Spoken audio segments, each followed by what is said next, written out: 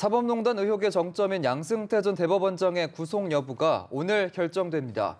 구속 전 피의자 신문에 출석할 양 전 대법원장과 검찰의 치열한 법리 싸움이 예상되는데요. 네, 서울중앙지법에 나가 있는 김동욱 기자 연결해 보겠습니다.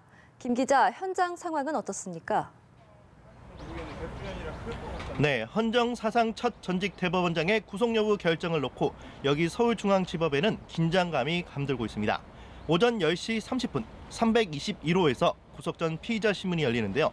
양 전 대법원장은 잠시 뒤 변호인단과 함께 이곳의 모습을 드러낼 예정입니다. 양 전 대법원장은 방어 의지를 드러내면서 일찌감치 신문 출석 의사를 밝혔습니다. 하지만 지난번 검찰 출석 때와 마찬가지로 취재진들에게 아무 말도 하지 않을 것으로 알려졌습니다. 법정에서는 기억나지 않는다거나 실무진들이 한 일을 잘 알지 못한다고 혐의를 부인할 것으로 예상됩니다.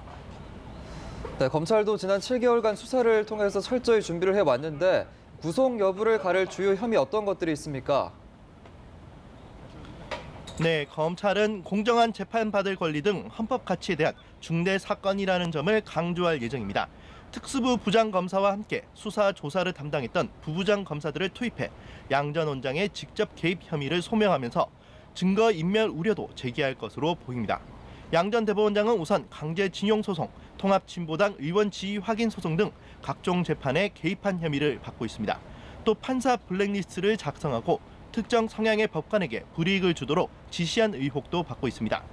헌법재판소 내부 정보를 유출하고 법원 예산으로 비자금을 조성한 것도 주요 혐의들입니다.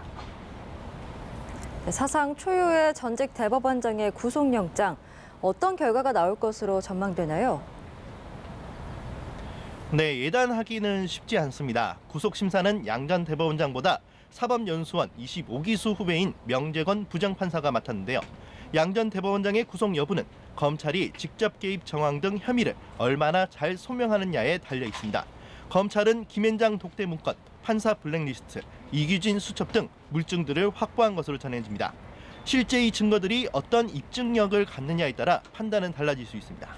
양 전 원장이 전현직 판사 다수의 진술과 객관적 물증에도 혐의를 완강히 부인하는 점도 영장 발부 요인이 될 수 있습니다.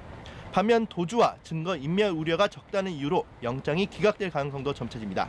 검찰 수사가 7개월 동안 진행됐고 양 전 대법원장이 검찰 소환에 응한 만큼 도주나 증거 인멸 우려가 없다는 건데요. 양 전 대법원장은 신문이 마치면 서울구치소로 이동해 결과를 기다릴 것으로 보입니다. 영장 청구서만 260여 쪽에 달할 정도로 혐의가 방대한 만큼 법원의 결론은 자정이 넘어서 나올 것으로 예상됩니다. 지금까지 서울중앙지법에서 연합뉴스TV 김동욱입니다.